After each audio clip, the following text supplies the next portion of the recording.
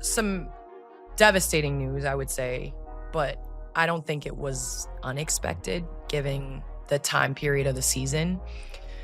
Caitlin Clark announced on her social media that she will miss the rest of the season. What if I told you the biggest shot Caitlin Clark took this year didn't come from behind the arc, didn't happen at a sold-out arena, and didn't even involve a basketball? It happened in words, and the aftershock was so strong it rattled the entire foundation of the WNBA. The moment came when Candace Parker, a living legend, broke her silence. She didn't tiptoe around the truth. She didn't play politics. She went straight for the jugular and confirmed what millions of fans had been whispering for months, that Clark wasn't just dealing with bad luck. She was being exploited by the very system that claimed to celebrate her. The league wanted to frame Clark's season-ending announcement as routine, the kind of unfortunate injury every star goes through. But Parker saw right through that facade. She pulled the mask off the WNBA's PR machine and exposed the rot underneath. Suddenly, Clark's decision to shut it down wasn't weakness. It was defiance, a counterpunch. Parker gave her something far more valuable than sympathy: validation. Permission to walk away, permission to fight back. And the second that happened, this stopped being an injury story. It became a rebellion, with Clark holding the match that could set the entire league ablaze. To understand how explosive this moment was, you have to rewind the clock. Before Caitlin Clark stepped into the league, the WNBA wasn't on fire. It was flickering. Empty seats were the norm, TV ratings were flatlining, and sponsors treated women's basketball like an afterthought. Then Clark arrived and everything flipped overnight. It wasn't just hype. It was a phenomenon people started calling Clark Mania, and the receipts were undeniable. When she suited up, Indiana's attendance nearly doubled. 17,000 fans packed arenas for her games. Without her, barely 8,000 showed up. That's not growth, that's dependence. On TV, the contrast was even uglier. Clark's games averaged over 1 million viewers, blowing past every normal ceiling for the WNBA. Without her, broadcasts struggled to break 400,000. When she went down, national ratings didn't dip. They crashed, losing more than half their audience. The truth was obvious. Clark wasn't just part of the product. She was the product. And the league built everything around her shoulders without giving her the protection she needed to carry that load. I spent hours in the gym every day with a singular goal of getting back out there. Disappointed isn't a big enough word to describe how I am feeling. She was limited to 13 games this season, and she hasn't played since July 15th when she suffered a right groin injury in the final minute of the Fever's win versus the Sun right before the All-Star game. Caitlin Clark wasn't just another promising rookie. She was the business model, the golden goose, the engine pulling the entire league out of obscurity. Sponsors stampeded toward her. Brands that had ignored the WNBA for decades suddenly lined up to plaster their logos beside hers. Media outlets that usually buried women's basketball deep in the sports section started leading their coverage with her highlights. Overnight, she became the face on billboards, in commercials, across every social feed. The WNBA was finally selling relevance, but every dollar, every headline, every viral clip could be traced back to one person: Clark. And here's where the betrayal began. Any sane league would have wrapped her in bubble wrap, guarded her like a franchise quarterback, and built long-term stability around her health. Instead, the WNBA did the opposite. They threw her straight into the fire. From day one, she had a target on her back, and it wasn't just rookie hazing. It was open season. Defenders knocked her down, shoved her off ball, and treated every possession like an invitation to bully her. Night after night, highlight reels turned into injury compilations. And the officials? Silent. The league office? Absent. They let their brightest star take hit after hit because controversy kept the cameras rolling. The problem? No golden goose can keep laying eggs if you break its wings. She had never missed a game in her collegiate career or first year in the WNBA. So this is definitely a blow, I'm sure, for the organization, but also for her. Fever went 8-5 when Clark played and 15-15 without her. You all did win the Commissioner's Cup for the first time in franchise history without her. So maybe that is also another precursor. But by the middle of the season, the court didn't even feel like basketball anymore for Caitlin Clark. It felt like survival. Opponents weren't just defending her. They were testing how much punishment one player could absorb before she finally broke. Elbows flew into her ribs, shoves sent her sprawling under the basket, and trash talk followed her every step like a shadow. It wasn't hard-nosed defense. It was targeted warfare. And every game, the same question hung in the air. Would tonight be the night the league's golden goose finally collapsed under the weight of it all? Fans saw it. Teammates saw it. Even casual viewers flipping through channels could see the pattern. But the people who mattered most, the referees in the league office, acted like nothing was happening. Instead of intervening, they let the chaos play out because chaos was profitable. Viral clips of Clark being hacked drew attention.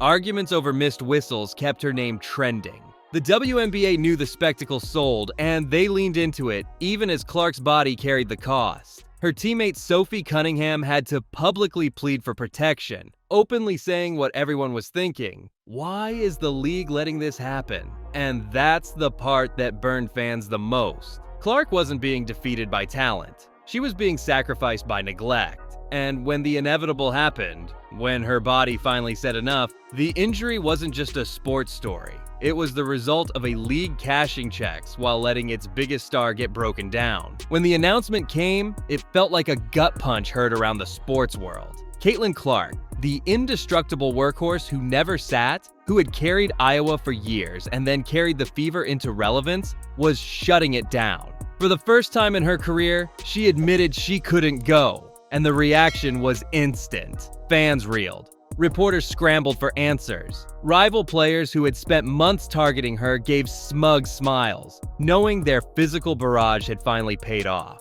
But Clark's statement didn't come with excuses. She didn't lash out or name names. She did something far more devastating. She admitted she had reached her breaking point. She framed it as recovery, rest, and necessity, but fans could hear what was really being said between the lines. This wasn't just a bad groin pull. This was months of unprotected punishment adding up. This was the system wearing her down and spitting her out. Her words didn't sound like surrender. They sounded like revelation. Proof that no matter how tough, how fiery, how unstoppable she looked, even Caitlin Clark had limits. And those limits had been crossed, not by chance, but by choice. The WNBA had chosen to milk every last ounce of her star power without giving her even the minimal safety net every great athlete deserves. In that single announcement, she shattered the carefully crafted illusion the league had been selling. The unstoppable superstar wasn't just hurt, she was betrayed. When you are Caitlin Clark and you have the ball in your hands and you are on the other team's scouting report, to come in half and not be able to be in that amount of, I would say, rhythm of the game, because the rhythm of the game changes towards the end of the year. And so when it started getting closer to the end of the regular season, I was like, it's dangerous to come back during playoff basketball because the whole flow, the physicality, all of that is different. And that's when the story shifted from basketball to something much bigger. Her fans, already restless, erupted online. Outrage flooded social feeds, demanding answers. Why wasn't Clark protected? Why had the referees swallowed their whistles? Why had the league gambled with the one player who was carrying them into the mainstream? But the league's response was deafening silence. And that silence became its own confession. Clark didn't have to scream. She didn't have to call it corruption. Her decision to step away was the indictment. It was her saying, "I'm not your pawn. I'm not your punching bag. I'm not the sacrificial lamb for ticket sales." And just when the WNBA thought the storm might pass, Candace Parker entered the conversation, and the narrative flipped upside down. Parker isn't just a respected player. She's a walking Hall of Fame resume, a two-time MVP, an Olympic gold medalist, and the kind of legend who can't be brushed off with PR spin. And when she looked into the camera and told the truth, that Clark had been exploited, that her workload was unsustainable, that the league had failed to protect her, the entire foundation of the WNBA cracked. Parker didn't offer sympathy. She confirmed the suspicion that had been eating at fans for months. She put words to the betrayal everyone felt. And most importantly, she gave Clark something the league never would. Permission. Permission to say no. Permission to walk away. Permission to fight back. That's when fans realized Clark's injury wasn't the end of her season. It was the beginning of a war. A war where she finally held the power. Candace Parker's words didn't just add to the conversation. They detonated it. In one interview, she stripped away every layer of PR spin the league had built. Her voice carried a weight no executive could silence. When Candace spoke, fans didn't hear opinion, they heard judgment. She validated what they already believed. Clark wasn't being protected, she was being exploited. And suddenly, Clark wasn't standing alone anymore. She had the backing of a legend who owed the league nothing and had nothing to fear. That changed everything. Fans flooded social media with Parker's quotes like scripture. Headlines reframed Clark's injury not as unfortunate luck, but as the inevitable result of neglect. Even Clark's loudest critics had to pause. Because if Candace Parker, the face of the league for over a decade, was calling this out, then it wasn't just whining, it was truth. For the first time, the balance of power shifted. The WNBA no longer controlled the story. Clark and Parker did, and fans believed them more than they believed anything coming from the commissioner's office. That's the moment when the betrayal transformed into something bigger. Not just disappointment, but open rebellion. With Parker in her corner, Caitlin Clark's role changed overnight. She wasn't just the rookie phenom targeted by jealous vets.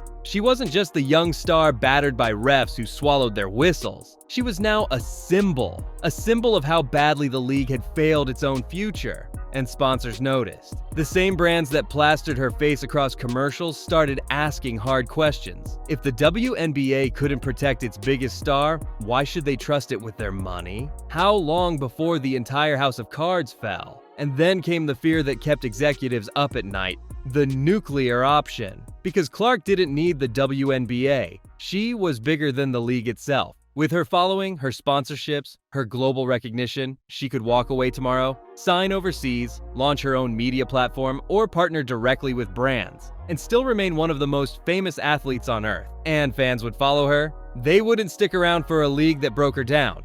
They'd go wherever she went. That possibility terrified the WNBA because it exposed a truth they'd been hiding for years. Their survival didn't rest on systems or franchises or veteran names. It rested on Clark. And now, for the first time, she seemed to realize it too. Her silence after Parker's words was louder than any speech. She didn't promise to come back. She didn't vow revenge. She simply let the world imagine the possibility that maybe, just maybe, she was done. And that silence was more dangerous than anything she could have said out loud. I feel like no matter what happened, you have to protect you and you have to protect your career. There's no reason to force anything. And I feel like her just kind of having that approach of doing what's best for her is all we can ask for, because we'd rather Caitlin sit out and then come back next season and we're ready to roll and we're ready to rock. At that point, the fight was no longer about one season or one injury. It wasn't even just about Caitlin Clark.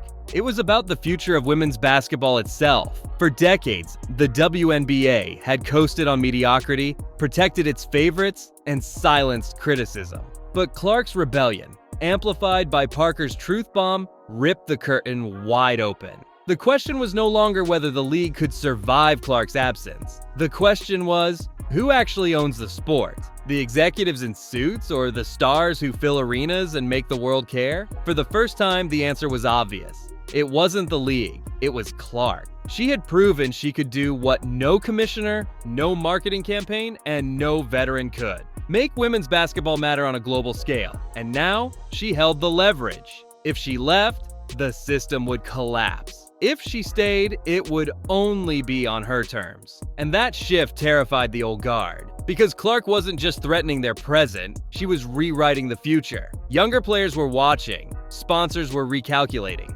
Fans were realizing the power didn't belong to the league anymore. It belonged to the players. And at the center of it all stood Caitlin Clark, the athlete who had been treated like a pawn and had now become the queen. The league thought they had built a star to carry them.